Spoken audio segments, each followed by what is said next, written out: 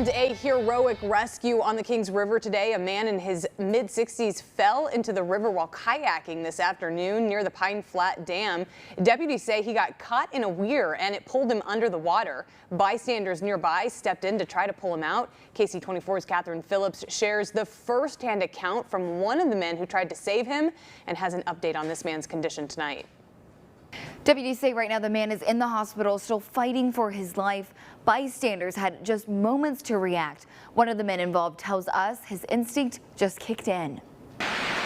I'm looking at this guy and he reminds me of my dad. I'm like, I gotta get him this rope. Thomas Shook was fishing with his family when suddenly everything changed. I saw the gentleman's kayak upside down.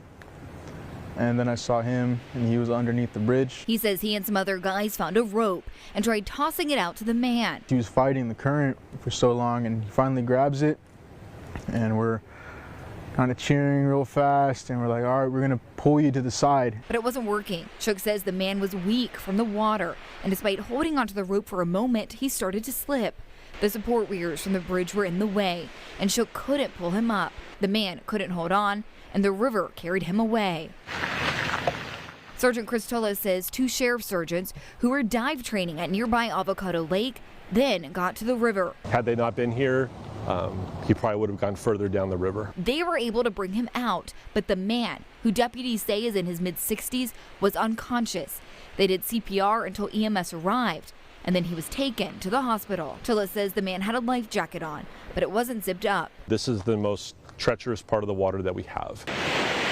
He says the cold water, the fast current, and the dam all make this area so dangerous. Tola says he wants people to know to wear their life jackets correctly, but even more so, to know when to stay on dry land. A life jacket is designed to keep your head above water, but with the action, the way the water works, it pulls you under, it spits you up, it pulls you under, it spits you up.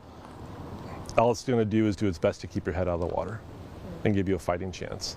Deputies say the people who tried to rescue the man did the right thing by calling 911 and staying out of the water. They say going into the water just adds more people for deputies to rescue.